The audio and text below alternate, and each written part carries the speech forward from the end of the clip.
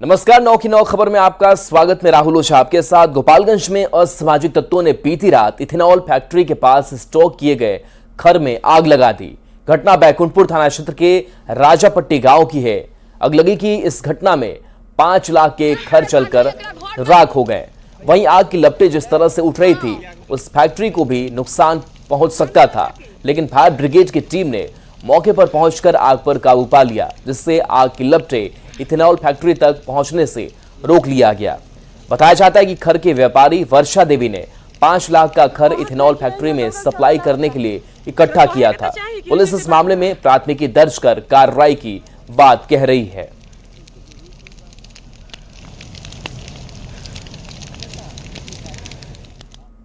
और देखिए, झारखंड विधानसभा चुनाव 2024 को लेकर के बड़ी खबर है, जहां पीएम मोदी आज दोपहर 12 बजे रांची पहुंचेंगे। बिरसा मुंडा एयरपोर्ट से बोकारो रवाना होंगे। तो बोकारो और गुमला में चुनावी सभा प्रधानमंत्री नरेंद्र मोदी की होनी है। चुनावी रण में आज पीएम होंगे। रांची के रातू में रोड शो होना है। खबर है कि ओटीसी ग्राउंड में से रातू रोड चौराहा तक यह रोड शो होगा। दोपहर 1 बजे चंदन कियारी में पीएम की सभा होगी। सभा के बाद बोकारो से गुमला रवाना होंगे। पीएम मोदी की दोपहर 3:15 पर गुमला में जनसभा है। गुमला में सभा के बाद पीएम मोदी रांची पहुंचेंगे और शाम 5:15 से पीएम मोदी का रांची में रोड शो होगा।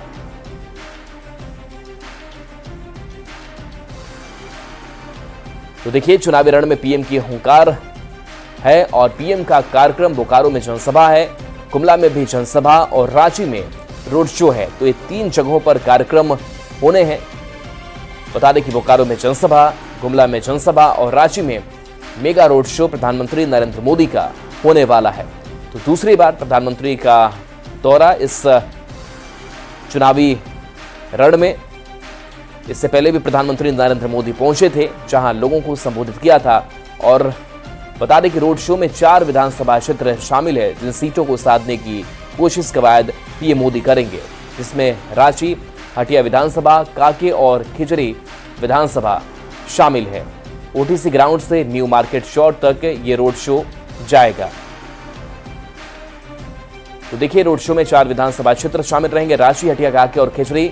और ओटीसी ग्राउंड से न्यू मार्केट चौक तक रोड शो होगा। रांची में 3 किलोमीटर का रोड शो होगा। रोड शो के दौरान 501 ब्राह्मण शंखनाद भी करेंगे। 20,000 बाइक सवार रोड शो में शामिल होंगे। पारंपरिक छऊ नृत्य से पीएम मोदी का स्वागत किया जाएगा।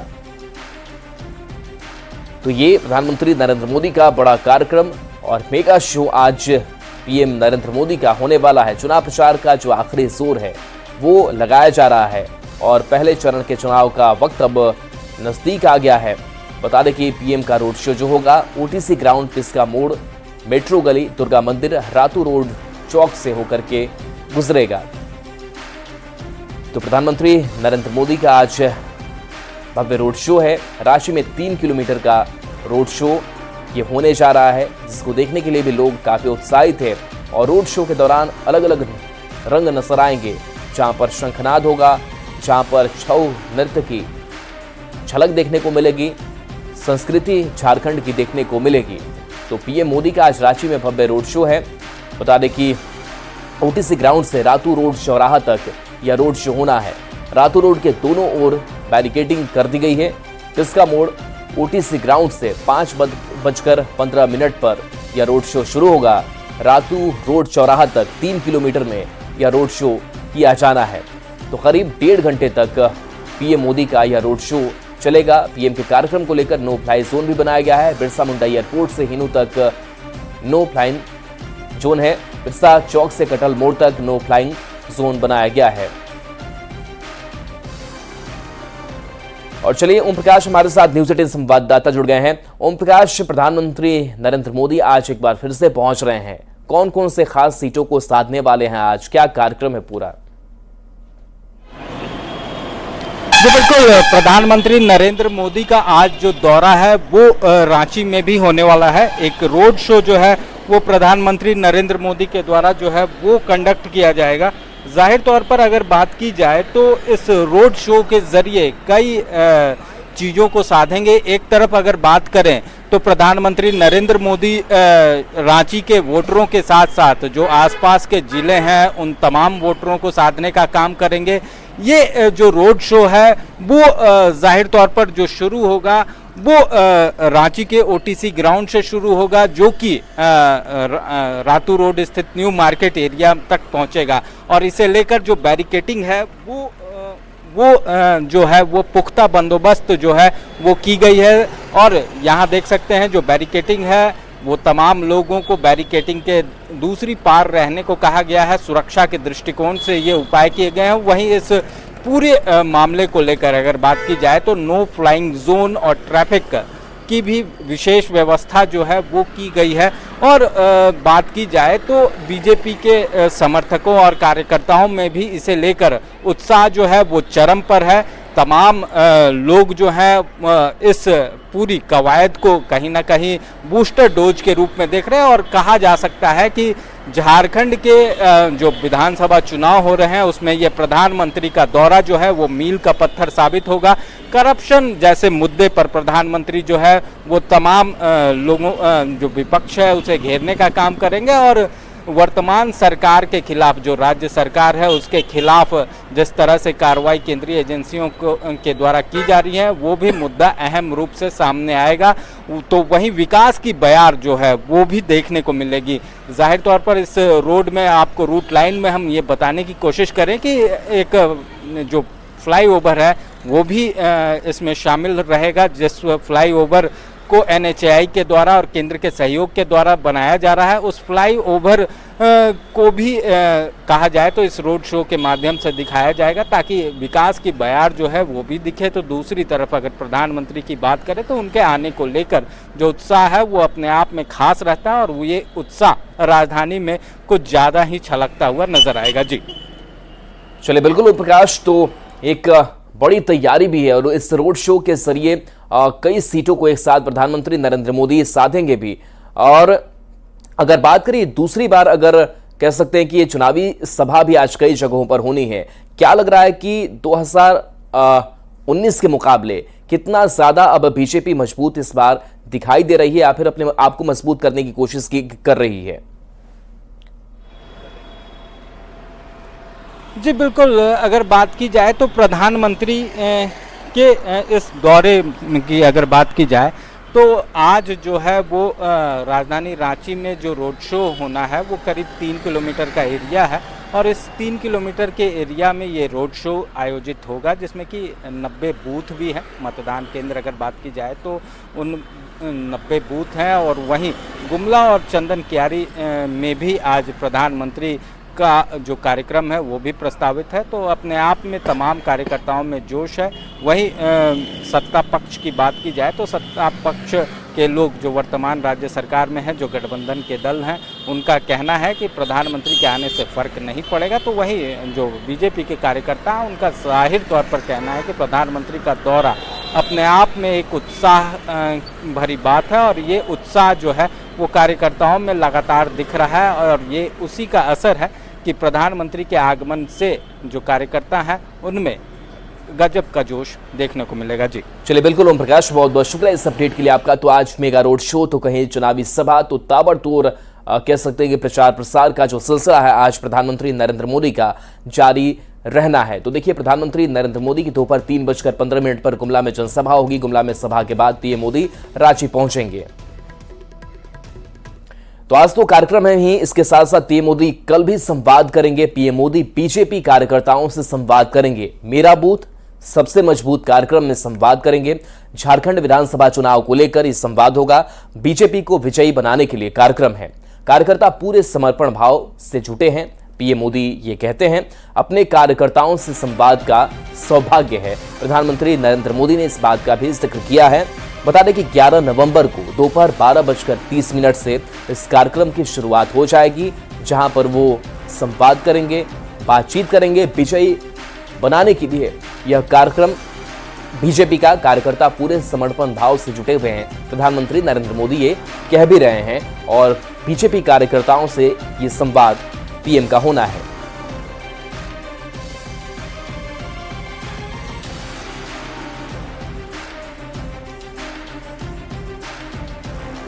तो मेरा बूथ सबसे मजबूत। तो इस कार्यक्रम के जरिए पीएम का संवाद। रांची से बड़ी खबर, जहां पीएम के दौरे को लेकर ट्रैफिक सिस्टम बदला रहेगा। दोपहर 2 बजे से रात 8 बजे तक गाड़ियों की एंट्री पर बैन रहेगी। शाम 4:30 बजे से हिनू चौक, इसका मोड़ तक वाहन नहीं जाएंगे। रिंग रोड से होकर गाड़ी ले जाने की अपील की गई है। घाघरा होते हुए बस्ती के रास्ते एयरपोर्ट जा सकते हैं। कुछ रोड को बंद डायवर्ट भी किया जा सकता है। तो पीएम के दौरे को लेकर के इस ट्रैफिक व्यवस्था में बदलाव देखने को मिलेगी। और चलिए अब बिहार की राजनीति की बात करते हैं। तो बिहार उपचुनाव को लेकर के जोर पकड़ा हुआ है। सीएम नीतीश कुमार की 2 चुनावी सभा गया के इमामगंज और बेलागंज में होनी है। एनडीए उम्मीदवार के पक्ष में चुनावी सभा सीएम करेंगे। सभा में एनडीए के कई नेताओं की मौजूदगी रहेगी। तो कल भी मुख्यमंत्री नीतीश कुमार 2 सीटों को साधने की उन्होंने कोशिश की। आज भी 2 सीटों को लेकर के प्रचार का जोर देखने को मिलेगा, जहां एनडीए उम्मीदवार के पक्ष में चुनावी सभा मुख्यमंत्री नीतीश कुमार की होगी। तो बेलागंज और इमामगंज, बेलागंज से खुद जेडीयू की प्रत्याशी मनोरमा देवी, उनके लिए प्रचार नीतीश कुमार करेंगे। तो वहीं इमामगंज के लिए भी प्रचार प्रसार करेंगे, जहां दीपा मांझी हमसे प्रत्याशी हैं। और खबर दानापुर से है, जहां नाबालिग छात्रा के साथ दुष्कर्म की घटना को अंजाम दिया गया है। बताया जाता है कि घर से मां के साथ निकली छात्रा को ऑटो में बैठाया और उसी ऑटो चालक ने 5 किलोमीटर दूर ले जाकर जंगल में जबरन दुष्कर्म किया और फिर उसे मनेर में छोड़कर फरार हो गया। दुष्कर्म के बाद खून से लथपथ हालत में नाबालिग छात्रा घर पहुंची, जहां से परिजन के साथ थाना पहुंची, जिसके बाद मनेर पुलिस ने आरोपी को गिरफ्तार कर लिया है। कर्म का मामला आया है नाबालिग बच्ची के साथ टेम्पो कर्मी के द्वारा। उसकी मां ने उसको शाहपुर जाने के लिए एक टेम्पो पे चढ़ाया था। बाद में उस टेम्पो चालक के द्वारा उसके साथ एक दुष्कर्म का किया गया था, जिसमें उसकी माता के द्वारा दिए गए आवेदन के आधार पे सुसंगत धाराओं में प्राथमिकी दर्ज की गई है। इसमें अपराध कर्मी को गिरफ्तार किया गया है। बिहार में ठंड की दस्तक नहीं हुई है और फिलहाल तापमान में गिरावट के आसार भी नहीं है। उम्मीद जताई जा रही है कि 1 महीने बाद यानी दिसंबर के पहले सप्ताह में ठंड का एहसास हो सकता है। आखिर क्यों बिहार में इस बार ठंड देरी से पड़ रही है, जानकारी दे रहे हैं न्यूज 18 संवाददाता संजय कुमार। बिहार में पश्चिमी विक्षोभ अभी मजबूत नहीं है, लिहाजा ठंड आने में अभी वक्त लगेगा। जो जानकारी मिल रही है उसके अनुसार 2-3 दिनों के बाद पहाड़ी क्षेत्रों में पश्चिमी विक्षोभ आएगा, लेकिन मैदानी इलाकों पर इसका कोई असर देखने को नहीं मिलेगा। ऐसे में दिसंबर के शुरुआती सप्ताह से ठंड बढ़ने के आसार हैं। अभी राज्य में पूर्वी हवा धीमे धीमे चल रही है। इसके कारण जो धूलकण है वह सतह से 1.5 किलोमीटर पर एक लेयर बना चुका है। बारिश भी नहीं हो रही है कि धूलकण धुल जाए। इससे लगातार प्रदूषण की समस्या जो है वो बढ़ती जा रही है। इसके कारण सांस और मौसमी बीमारियों के बढ़ने की संभावना जताई जा रही है। मौसम वैज्ञानिकों की माने तो अगले 2-3 दिनों में हवा का रूप उत्तर पश्चिमी होगा और धुंध भी खत्म होगा। इसके साथ ही सुबह और शाम के तापमान में गिरावट दर्ज की जाएगी, लेकिन दोपहर का तापमान सामान्य से अधिक रहेगा। अभी सुबह में जो कुहासा की तरह दिखता है वो कुहासा नहीं है, बल्कि धूलकण बड़ी धुंध होती है। मौसम विज्ञान केंद्र पटना के यहाँ के वैज्ञानिकों की माने तो शनिवार को सबसे अधिक तापमान सीतामढ़ी जिले का तकरीबन 34 डिग्री सेल्सियस दर्ज किया गया। पटना में सुबह से ही आज भी धुंध दिख रही है। शनिवार को भी यहाँ धुंध दिख रही थी। यहाँ का अधिकतम तापमान शनिवार को 31.3 डिग्री सेल्सियस दर्ज किया गया, जबकि न्यूनतम तापमान 22.6 डिग्री सेल्सियस रहा। तो कुल मिलाकर अभी मौसम जो है वो सामान्य है। ठंड का कोई खास एहसास नहीं है और जो हालात बन रहे हैं वैसे में दिसंबर के पहले सप्ताह से बिहार में ठंड का असर देखने को मिलेगा। कैमरा पर्सन सुबोध कुमार के साथ संजय कुमार, न्यूज 18 पटना। सीतामढ़ी शहर के राजेंद्र भवन में 11वें पुस्तक मेले का आयोजन किया गया, जिसका उद्घाटन सीतामढ़ी के टीएम रेची पांडे ने दीप प्रज्वलित कर किया। 9 नवंबर से शुरू होने वाला ये मेला 18 नवंबर तक चलेगा। देखिए संवाददाता राकेश रंजन की रिपोर्ट। श्रीमती आशा प्रभा जी और उनकी पूरी टीम ने यहाँ पे पुस्तक मेला का आयोजन किया है और जैसा कि आप लोग देख रहे हैं कि यहाँ पे भारी संख्या में जो सीतामढ़ी शहर के और यहाँ जिले के हमारे नागरिक आए हैं। सीतामढ़ी शहर में पिछले लंबे अरसे के बाद पुस्तक मेले का आयोजन किया गया है। राजकमल प्रकाशन के द्वारा इस पुस्तक मेले का आयोजन किया गया है, जिसको लेकर पुस्तक प्रेमियों में खुशी की लहर है। और आप तस्वीर देख सकते हैं, राजकमल प्रकाशन के समूह के द्वारा 11वां पुस्तक सम्मेलन का आयोजन किया गया है। और यह पुस्तक मेला को लेकर लोगों में काफ़ी जिज्ञासा है। दूर दूर से लोग आ रहे हैं इस पुस्तक मेले में अपना पुस्तक को देखने के लिए। और सीतामढ़ी के डीएम ऋषि पांडे खुद इस पुस्तक मेले का उद्घाटन किए हैं और उनके द्वारा लगातार पुस्तक प्रेमियों को यह कहा गया है कि आने वाले दिनों में भी इस तरह के कार्यक्रम को बढ़ावा दिया जाएगा। प्रख्यात लेखिका आशा प्रभात के द्वारा इस पुस्तक मेले का आयोजन किया गया है। आने वाले दिनों में भी इस तरह का आयोजन होने की संभावना जताई जा रही है। राकेश रंजन, न्यूज 18 सीतामढ़ी। बिहार में अपने सगे संबंधियों और रिश्तेदारों को ठेका देना इंजीनियरों के लिए अब संभव नहीं होगा। पथ निर्माण विभाग ने और पारदर्शिता लाने के लिए यह फैसला लिया है। इंजीनियरों को इसके लिए शपथ पत्र भरकर देना होगा, जिसकी जांच विभाग अपने स्तर पर कराएगा। जांच में अगर इंजीनियरों के खिलाफ रिश्तेदारों को ठेका देने की बात सामने आती है तो उन पर एक्शन होगा। पथ निर्माण विभाग के फैसले के बारे में और अधिक जानकारी दे रहे हैं न्यूज 18 संवाददाता संजय कुमार।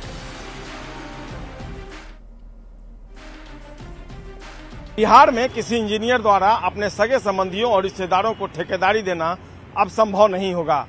पथ निर्माण विभाग ने एक अहम फैसला लिया है और काम में पारदर्शिता लाने के मकसद से अब इंजीनियरों पर सख्ती बरतने का फैसला लिया गया है। विभाग ने इंजीनियरों से यह शपथ पत्र मांगा है, जिसमें इस बात का जिक्र करना होगा कि वे अपने सगे संबंधियों और रिश्तेदारों को कोई ठेकेदारी नहीं दे रहे हैं। रिश्तेदारों की ओर से ठेकेदारी करने की स्थिति में इंजीनियरों को उस कार्य, अंचल, उपभाग या प्रमंडल से हटा दिया जाएगा। विभाग की तरफ से इंजीनियरों को जो पत्र भेजा गया है, उस पत्र में इस बात की चर्चा की गई है। यह पत्र बिहार राज्य पुल निर्माण निगम, बिहार राज्य पथ विकास निगम, राष्ट्रीय उच्च पथ प्रभाग, यांत्रिक उपभाग में कार्यरत इंजीनियरों के अलावा अधीक्षण अभियंता और कार्यपालक अभियंताओं को भेजा गया है। विभाग ने यह कहा कि इंजीनियर खुद के अलावा अपने अधीनस्थ कार्यरत सभी अभियंताओं से स्टाम्प पेपर पर शपथ पत्र भरकर 10 दिनों के भीतर विभाग को उपलब्ध करा दें। शपथ पत्र का जो प्रारूप है, इसमें इंजीनियरों को अपना नाम देना होगा, पदनाम देना होगा। कार्यालय के साथ ही यह शपथ पत्र देना होगा कि उनकी जानकारी में परिवार का कोई भी सदस्य या रिश्तेदार, जैसे पति, पत्नी, पुत्र, पुत्री, माता पिता, भाई, भतीजा, उनके पदस्थापन वाले उपभाग, अंचल या प्रमंडल में ठेकेदार के तौर पर कार्य नहीं करते हैं। तो जो ये शपथ पत्र जाएगा, उसकी जांच विभाग द्वारा करवाई जाएगी। और अगर रिश्तेदारों को ठेकेदारी करते हुए इंजीनियर पकड़े जाते हैं तो उनके खिलाफ कार्रवाई की जाएगी। न केवल उन्हें हटाया जाएगा, बल्कि विभागीय समीक्षा में उनके खिलाफ कड़े फैसले भी लिए जाएंगे। तो निश्चित तौर पर एक बड़ा फैसला पथ निर्माण विभाग ने लिया है और ये एक तरीके से इंजीनियरों के लिए सबक है, क्योंकि कई तरह की शिकायतें सामने आ रही थी विभाग के पास और उन शिकायतों को देखते हुए अब विभाग ने इंजीनियरों पर अंकुश लगाने का फैसला ले लिया है। कैमरा पर्सन सुबोध के साथ संजय कुमार, न्यूज 18 पटना। और रामगढ़ से बड़ी खबर है, जहां सीएम हेमंत सोरेन चुनावी सभा करेंगे। 3 बजे भुरकुंडा थाना मैदान में चुनावी सभा को संबोधित करेंगे। बड़का गांव से कांग्रेस उम्मीदवार अंबा प्रसाद के समर्थन में प्रचार किया जाएगा। तो इस वक्त की बड़ी खबर बता रहे हैं, जहां रामगढ़ से बड़ी खबर है, सीएम हेमंत सोरेन चुनावी सभा करने वाले हैं। 3 बजे भुरकुंडा थाना मैदान में चुनावी सभा होगी। बड़का गांव से कांग्रेस उम्मीदवार अंबा प्रसाद के समर्थन में प्रचार करेंगे। राजगीर से बड़ी खबर, जहां महिला एशियन चैंपियंस ट्रॉफी मैच के समय में बदलाव कर दिया गया है। पहला मैच दोपहर 12:15 पर शुरू होगा, दूसरा मैच दोपहर 2:30 बजे शुरू होगा, तीसरा और आखिरी मैच शाम 4:45 पर शुरू होगा। एशियन हॉकी फेडरेशन ने इसकी जानकारी दी है। रेड लाइट में कीड़े मकोड़े से होने वाले इन्फेक्शन से खिलाड़ियों को बचाने के लिए मैच की टाइमिंग में फेरबदल किया गया है। महिला एशियन चैंपियनशिप हॉकी ट्रॉफी खेल कल से शुरू हो रहा है। खेल अकादमी राजगीर में महा मुकाबला कल से शुरू हो रहा है। मुख्यमंत्री नीतीश कुमार हॉकी खेल का भव्य उद्घाटन करेंगे। भारत, चीन, Thailand, south Korea, Japan, Malaysia की हॉकी टीम इसमें हिस्सा ले रही है।